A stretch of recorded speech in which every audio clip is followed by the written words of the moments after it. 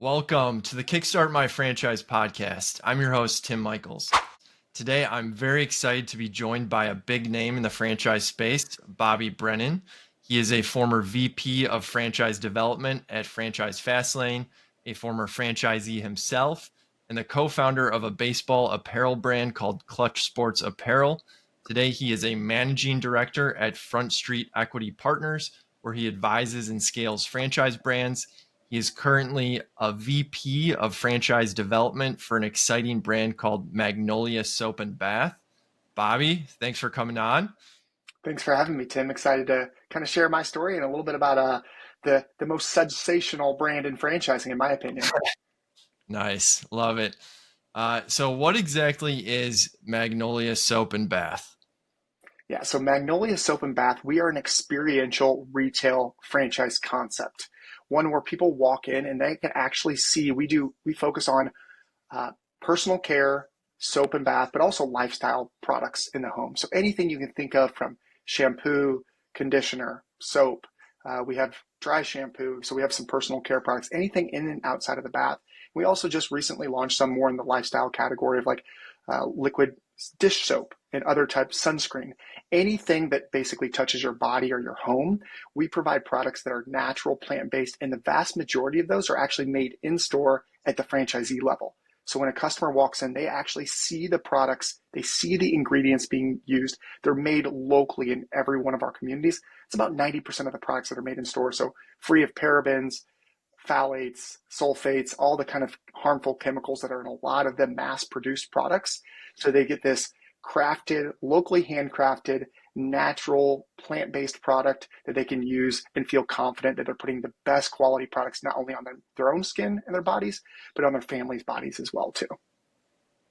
And what is sort of the origin of this business? Like, how did it start? When did you guys start franchising? Yeah, so back in, I guess it was 2018, our founder, Megan Bynum, um, she had her first baby, right? And her baby was having sensitive skin. She looks in the ingredient label and just sees a lot of things she cannot pronounce. So a lot of parents can relate. I've got a 3-year-old. I got my second on the way. I don't think my son had Nice. sugar until he was 2. Like we were hypersensitive that like we just want to, red dye 40, all those different types of things that we've got a lot more science today than we did 20, 30 years ago. And so we're just more educated consumers. So she was looking at that saying, man, like there's just a lot of harmful chemicals, and Googling what these ingredients do and what they do to the body and what should and should not be used, and said, there's got to be a better way. Hand making of soaps has been around for a very long time. So she started doing some research. She made a couple products at home. And then people started asking, hey, I'd like to kind of participate in this. Would you sell it to me? So she kind of opened up. She had another business that she started selling it through, and eventually opened up her first location in a town of about 7,000 people, New Albany, Mississippi, and it took off like crazy. So then she opened up a couple more corporate stores, and eventually people started begging her to open up a franchise. And she said, "What's a franchise?" And so we started franchising in 2020, a very quick process, but right in the beginning of COVID. You think that's probably the worst time to open a franchise, but not necessarily a soap franchise during Yeah. COVID. And so it took off like wildfire. So I think 2020 to 2022, they awarded about 20 locations in franchising internally before my involvement or Front Street's involvement, which is usually pretty rare, that they were able to do that through raving fans, friends, and customers. That's really how their franchise grew, which is a lot of emerging brands. And then we partnered with them almost 2 years ago now in 2022 to help them scale with Front Street's involvement, that we've been franchisors before, franchisees, and really how do we help scale that franchise system in a compressed timeline and help a franchise system punch above their weight class, whether it be vendors, capital, recruiting, so we can bring on just better partners and better resources to make those franchisees as successful as possible. You said a lot there that I want to touch on. I think the first thing is, as far as Front Street's involvement, you guys have really been able to scale this brand. And I think I saw you just won an award, or you were in a magazine or something. Can you touch on how fast are you growing, and what exactly was that award? Yeah, so we were named one of the fast top new and emerging franchise concepts by Entrepreneur Magazine, which is it's great to see. You love to see that, but growth is great. Getting stores open is more important. That's my kind of feedback is growth is great, awarding units is great, but what matters most is getting franchisees open, operational, and successful. So we are up to 37 franchise locations open today. We have 47 total locations, several more that are in the soft opening stage now. But Q3, Q4 of this year, we should be about 60 locations open by the end of the year. So the vast majority, probably 75% of our awarded units are open. But we've also really scaled our corporate staff. We've recently brought on 3 new hires at the corporate level, all with franchising experience. And to your point, that's where Front Street comes in, is we have a pretty broad network of franchise executives, professionals that have worked for companies like Orange Theory Fitness, Restore Hyper Wellness, any concept you can kind of think of, that when we have these brands that are growing, a lot of our network knows how we evaluate brands, the key criteria that we look at, that they know they can get in, work at a franchisor level with an emerging brand that is a ground floor opportunity. So we're recruiting not only good franchisees, but also good corporate team members as well. Yeah, that's all fantastic. To come back to one of the other points you made, so I think something that's very interesting about this brand is how it's done in very small cities. I know you mentioned the original city. I think you said it was about 7,000 people. Can you just talk a little bit more about some of the other cities that it's in that, have been of similar size? Yeah, and really, we started out like we're a Mississippi-based company. That's where Magnolia comes from. It's a state flower in Mississippi. So there's no relation to Chip and Joanna. Full disclosure there. Although our Waco location, we are very excited. They're about to open probably in a couple weeks now. They're in the pre-opening process, so we think the name will probably help them there. But ultimately, when we look at the markets we're going into, originally we're based in New Albany, Mississippi, 7,000 people. Then we went to Tupelo. That's where our headquarters are. We have 2 locations in Tupelo, Mississippi. Other than being the birthplace of Elvis, most people don't know where Tupelo is or even how to pronounce it. But I it's have no idea. yeah, it's 60,000 people or so in the immediate city. But we grew because this is a community-based business. So we're in towns as small as 5,000 people, but we're in large markets as well. That's really what our strategy has been moving forward, is going where there's opportunity for multi-unit, because obviously there's a lot of economies of scale from staffing, marketing, et cetera. But we've got some of our top producers. Tulsa, Oklahoma, our franchise owner there has 3 locations open already. Our franchise owner in Milwaukee is working on her 2nd location, so she'll have 2 locations open within a year. So our strategy is still tier 1, tier 2 markets, but especially where we have a good brand presence, those ancillary markets, we're able to go into a much smaller territory than a lot of franchise concepts will, just because when you think about who is our customer base, do you use soap? Do you use laundry soap? Do you use bath products? Like, the answer is every single human being, babies to old ladies, is what we kind of joke and say. They're all potential customer base. And we want to bring excitement to the mundane. Like, if this is the one piece of joy that people get to look forward, it's my favorite scent or my favorite product that I have. I won't even call it a cult-like following. Our laundry soap has a cult following. People are obsessed with our laundry soap because it's just different. It's natural. It's not a detergent. It's a laundry soap. It's, hand mixed up. They can fragrance it and customize it to their own. But when people are obsessed about those products, they'll come in, and it's almost a recurring revenue stream. They come in every month for that laundry soap, and then they get to try something new. But when they look forward to that, we see that as an unfair competitive advantage compared to most concepts. Like, I gotta get a tree trimmed. I'm not excited about doing that. When I get to use my Magnolia soap when I'm in the shower, it just takes the mundane of showering or doing laundry or whatever it is, and it gives you that, like, just that good feeling about it. So we're in the feel good business at the end of the day. Do you guys have any like subscriptions around some of those services? Because I just hear you saying monthly. So Yeah, I'm wondering if there's any. we have. So we did a big undertaking. We are one of the only franchise concepts that I'm aware of that offers almost omni-channel. And what I mean by that is our franchise owners, obviously 90% plus of our revenue is going to come through your traditional customer walks in, they buy a product that our employees or our staff made in the store, but they're buying it off the shelf. We also have revenue through parties. So we can do parties where it's a soap making party or bath bomb making party where they actually get to participate in making of the product. Then we also have pop-up events. They can go out in their local community, think festivals, events, partnerships where they can set up a booth and sell products outside of their 4 walls. But last but not least, this is the fun part with the subscriptions. We offer revenue share from our e-commerce. So every franchise location, which again, I don't know of any other franchisors that do this, but we offer Every location has their own microsite. So they promote that. They have QR codes when they're promoting it in the community. But if a customer orders through that, they get a revenue split that's essentially equivalent to if someone were in the store, but they don't have to lift a finger. It's fulfilled by corporate through our corporate manufacturing. And we do have monthly subscriptions, subscription boxes that they can sign up for auto ship. We also, believe it or not, we have order online, pick up in store, order online, ship it to your house. We even have DoorDash delivery. That if somebody Oh, says, nice. hey, my grandma wants this, but she can't get out of the house, I can order it and have it DoorDashed to her with her favorite products. Or I know one of my friends did it recently for a mother who just had a baby. Hey, we know you're going to have a bunch of sensitive skin. Let's send some products that you can feel comfortable using on your baby's skin. So what does a day in the life of a franchisee actually look like? Can I be an owner operator? And also, well, I guess not also, but could I be semi absentee? Like Sure. what exactly are the options here? Yeah, we definitely have, we call it the executive model. And right, because I get the feeling a lot of people think semi-absentee means part-time. And I've yet to find a franchise that's part-time. It might not, it might not, one week might be 40 hours a week, week might be 10. It really depends on the owner. Yeah. But we offer the executive model where you manage the manager. We have quite a few franchisees, probably more recently that have joined that, but several that are opening their second or third location that you have to move into the executive role and you can't be in every store all day. But we love Mhm. our owner operators. No one's going to treat the business like you. And so, whether it be the owner operator or the executive owner, one of the key pieces of our business is this is a community based business. So, one of the big differentiators that we do is we do a program called Hope in Soap.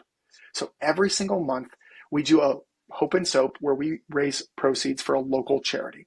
Now, the category might be defined by the franchisor, but we find local charities in the community.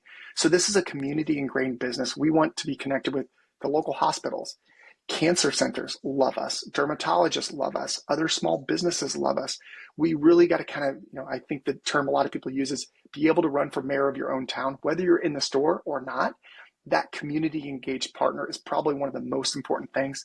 And of course, they've got to be able to lead team and really obsess over customer experience. The Magnolia experience, as we call it, is when we're based in the South. We want Southern hospitality and that charm. When somebody walks in, we're walking around the counter and greeting them. It's not welcome to Magnolia. We're asking them, have you been in before? Oh, great. What products are you liking? Let's show them new products. If they haven't, we're educating them on what makes us different, that these are all locally handcrafted products. These are all natural, plant-based, free of all the different types of chemicals that we want to avoid. So that way the customer, when they think about buying that product off of Walmart's shelf, they think twice when they start seeing those ingredients of what they're putting on their body. And for not much more expensive, they can get a much cleaner, natural product that they feel great about. It's fantastic. I worked at a food ingredients company, and I can tell you there's definitely been a huge shift towards clean ingredients in general, especially in food, but also, relevant to soap. Um, as far as the total investment that's really required to get one of these things off the ground, can you speak to that? And, how much is the square footage that I'd need as far as like a build out typically? Yeah, so the nice thing about our models, I mean, we're in Main Street downtowns, in some of those shopping centers. Like if there's a boutique downtown area, we are in your traditional shopping centers, and even in some unique markets. Maybe not your first location, but we even have some mall locations that do really well, because we are that experiential retail, and you're seeing a lot of malls really move towards let's find more experiential brands to bring in. Again, not my first choice, but we'll go anywhere from 12 to 1,300 square feet all the way up to 2,000 plus. The biggest difference there is how big is my makery? And the makery is where we host a lot of those parties and events. So in a smaller location, if I'm in a higher cost real estate market, I may go smaller versus we have some locations that are over 2,000 square feet. But really, I'd call it 1,200 to roughly 2,200 will encompass 90% of our stores. From an investment range, we have one of the most simple build outs in brick and mortar. It's all the tables too are locally handcrafted, kind of fits our brand, in Mississippi and shipped to our franchisees. So these are made locally. They're beautiful handcrafted tables, but really it's fixtures, walls, maybe some flooring, maybe a little bit of plumbing. That is the build out. It's not an expensive build out. You'll look at all in investment range from as low as 250,000 roughly up to about 395,000, depending on the build out cost. I've talked to several franchisees recently, and most everybody I've spoken to is landing around the 300,000 range, plus or minus. That's fantastic. especially with, I think in your, which is my next question about your item 19 earnings claim. I think you actually have some numbers around how franchisees are doing their first year open. So maybe you can just speak to that. Yeah, so we, our legacy owners I love, right? And they're great, but a lot of those were friends, family members, and customers, like most franchise systems grow. They're not always the most sophisticated. So now working with partners like yourself, we've started to attract a much higher caliber of partners, some with business experience or more leadership acumen or community engagement. Our FDD shows our average location across the board. This is towns of 5,000 all the way up to towns of 5 million, averaging around 400,000 in top line sales, netting over 100,000. So very healthy margins, roughly 25% margins. But our top producer in 2023, I'm proud to say, was a first year rookie franchisee that did over 660,000 in revenue, netting over 260,000 net. So significantly higher, but that's one location. When you start thinking of our multi-unit owners, it can really become a scalable, really lucrative business opportunity with much higher margins than most brick and mortar and even a lot of service-based businesses too. Yeah, and those are fantastic numbers, and really gives you the opportunity to scale and hopefully have a quick ROI if you pick the right locations and operate it in a clean fashion. Um, Talked about a lot of different things here. If you were to summarize, like for people listening to this, what are like the top two or three reasons that they should consider becoming a franchisee of Magnolia? What would they be? Yeah, I think if people are really tied to community, they want to give back and love on their community. This is one of the, like I said, unfair advantages in business that we literally have the ability to impact people's lives and their health in a really positive way. A great example is our franchisee in O'Fallon, Illinois. He came in, told me, he said, Bobby, a soap franchise? Are you kidding me? Are you sure? He kind of balked at it. His daughter has sensitive skin as well as some dandruff issues. They came in, he bought the product. They loved it. He said, my daughter is more confident. Now, she's 14, so I got to get her to use the product consistently. But the fact that she's able to be more confident and feel good, that is a huge impact. So when people say, I want to love on my community, I love giving back, it's kind of like Magnolia is kind of like starting a church. You got to love on the community. You got to give back. You got to be ingrained. You got to kind of, share the gospel of who we are and what we do different. So if that resonates with people, that is a great opportunity to say, let me call Tim. This might be a good opportunity. The other is experiential retail. It is so unique that I think about, again, I look at this because I'm an ingredient label reader, but where do the products come from that we're putting in and on our bodies?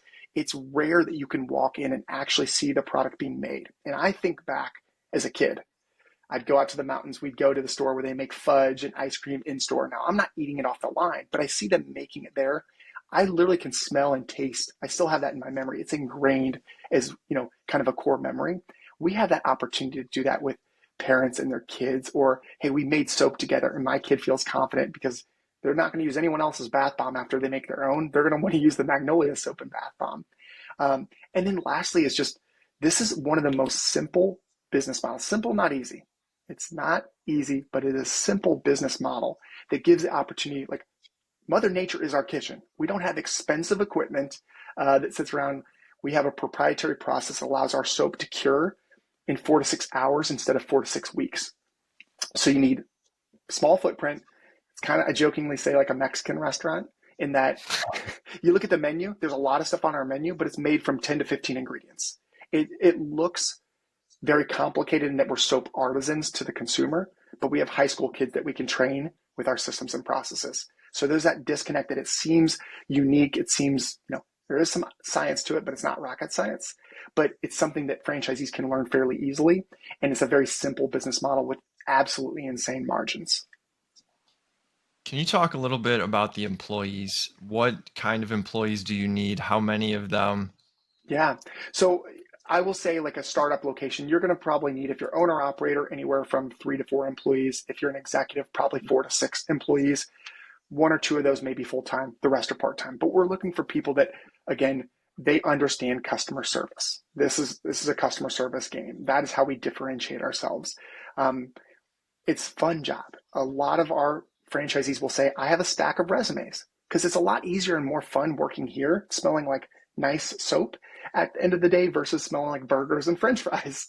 It's a Yeah. fun job. There's some creativity. They actually are making the soap as well. So it's something where they get to be involved in the community, help customers. And when people come into Magnolia, they're typically a lot happier than when they walk into a fast food joint. So the customers are treating our employees a little bit better. But we have employees that are sometimes younger, sometimes it's former stay-at-home parents that want to get back into the workforce. We have some retirees that just like doing it, but it's those people that enjoy being somewhat creative, but really focus on the customer service. It's fantastic. And one last point for me, and this isn't a question, this is more of a point. I really love that you guys show a full like line by line breakdown of your P&Ls for every single location. It's not just an average across the locations in your item 19 earnings claims. I think one thing that I constantly hear from candidates is lack of transparency within the franchise industry being a real problem. And so kudos to you guys for being out, on the leading edge in terms of just making it transparent and making it, something that people can really hopefully find some trust and confidence in. Yeah, Um, no, I agree. And I know you do a great job of this too, of encouraging your clients to validate that with the franchisees in the system as well too, because knock on wood, we hope that hopefully our validation is even stronger than the item 19 that you see in the FTD. But again, there's always a story, right? I tell everyone, take validation, take the numbers with a grain of salt, because the person doing those great numbers, you need to find out how and why are they doing that. And vice versa, the one that's struggling, well, how are they working in their business? There's always, context to the Absolutely. story, but it is really helpful, at least from a starting point, to show people what's possible, especially with some of our first year numbers. I'm really excited what our next FDD is going to look like, just because we have some of those really top franchisees that we brought in higher caliber, more business acumen, that are now in their second year of business. And we'll be really excited to share those next year. But until then, franchisees, candidates can talk to our franchisees specifically about those. Awesome. Any last thoughts, things I didn't ask about that you want to get across? No, I mean, again, for a lot of those people that might be interested, jump online, try some of our products, see what the customer experience looks like, but do a little research. Again, I think this is an industry and a category that's only growing. People are becoming more and more attuned to what they're putting in and on their bodies. We're getting a lot of support from doctors, dermatologists, hospitals we do stuff with, but also this is it's a fun business to be in. So when people think about, I want to do something that I enjoy, that I look forward to doing, that's one of the things that really resonates with a lot of our franchise partners. And also, this is a lifestyle business. We are not open at 5 a.m. We're not open on, 10 o'clock at night, worrying about like a restaurant. These are typically, it's like 10 to 6 most days. So it's very lifestyle friendly hours for people that want that flexibility. Whether they want to be an owner operator or an executive, they're not getting calls at 5 a.m. or midnight dealing with issues 99% of the time. Fantastic. Well, really appreciate you coming on, Bobby. And people should go check out Magnolia. Thanks, Tim.